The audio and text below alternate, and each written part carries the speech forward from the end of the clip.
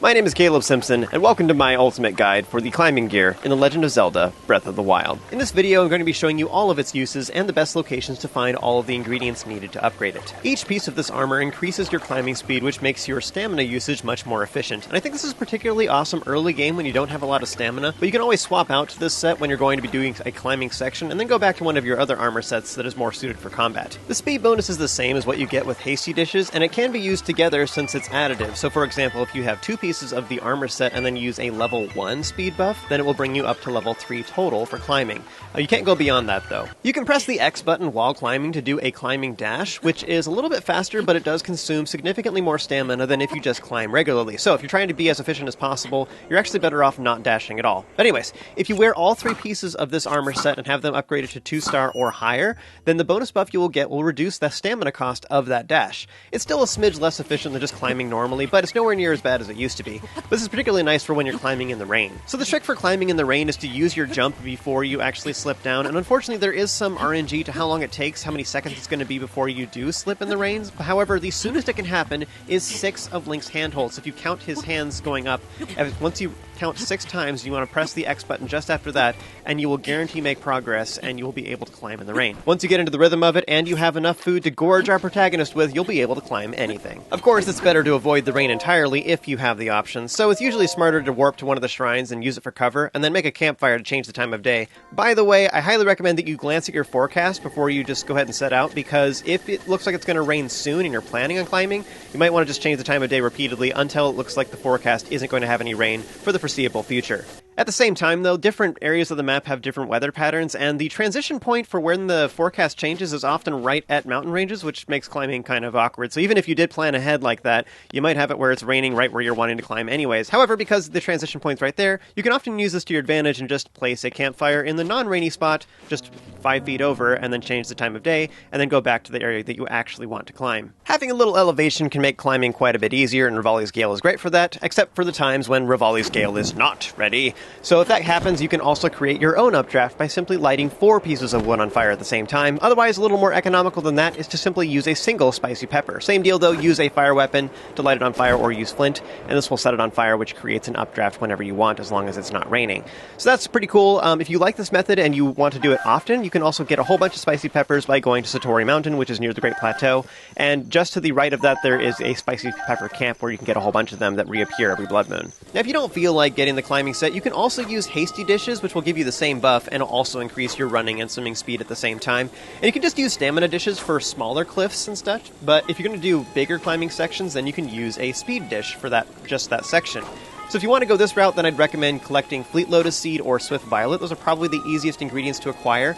Otherwise, if you don't mind getting one piece of the climbing set, and I'd recommend the bandana because it's so easy to acquire and most of you probably already have that anyways, you could just upgrade that one and just leave it on because you're feeling lazy, and then that would just be a simple thing. And then you can use Hot-Footed Frogs because they're pretty easy to acquire, and that gives you an 8-minute buff, which is pretty nice. For exploration, I think this set is really awesome, and I highly recommend it on a first playthrough in particular, but because it has a medium amount of armor, you can also use it in combat pretty reliably and without too many downsides, so it's kind of nice if you don't want to be swapping out all the time. Now, as far as upgrading it, the ingredients are all pretty easy to get, but the 2 awkward ones are going to be Electric Keys Wings and Ice Keys Wings, both of which are enemies that you don't see around all that often, but all of these can be easily acquired if you know where to look. So my overall recommendation would be, if you're planning to swap out the armor set and use something else for combat for the most part, and you're only using this for climbing sections, then I'd recommend you just upgrade it to 1-star or 2-star, because the amount of ingredients are pretty easy to acquire at that point. If you can get it to 2-star, you can get the 2-star bonus, which is kind of nice, in particular for climbing in the rain, but otherwise it just doesn't really matter that much.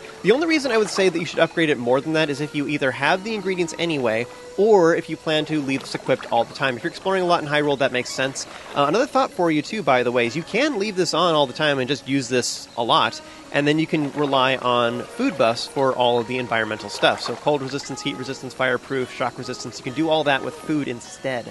So that's a potential option if you don't want to be gathering all the armors and upgrading them, is you could just use food for those things and then just quickly go through and get the objectives. And then meanwhile, you can climb around in the overworld and leave this equipped all the time. The 3 locations of these items are going to be between Dueling Peaks at the Reed Dahi Shrine, northeast of Hateno Village at the Tana Awa Shrine, which is behind some cracked blocks, and lastly at the Choskita, which is a major test of strength that is on a small island Island, northeast of Cape Kales. The best places to get Keys Wings are near Namaka Oz and also Hateno Tower. Mushrooms are really common in Hyrule, you can climb up and get them, otherwise it's a lot easier to simply shoot them down with arrows and then collect them once they reach the ground. That being said, the best farming locations is places where there is flat ground underneath them. So, my favorite places to get them are just south of the Colosseum ruins near Outskirts Stable, and also the north side of Thunder Plateau. If you're hunting Faroshorns on a regular basis, you should get all of the electric Keys Wings you need there at Riola Springs. Otherwise, another option is to go halfway through the Azores River, because there is a nice spot there. It's a little bit awkward to get to, though, so that is kind of annoying. Otherwise, the next best place to go is that you can get some guaranteed ones, is to go to Ridgeland Tower. Just simply give yourself some shock resistance with either food buffs or wearing the rubber set,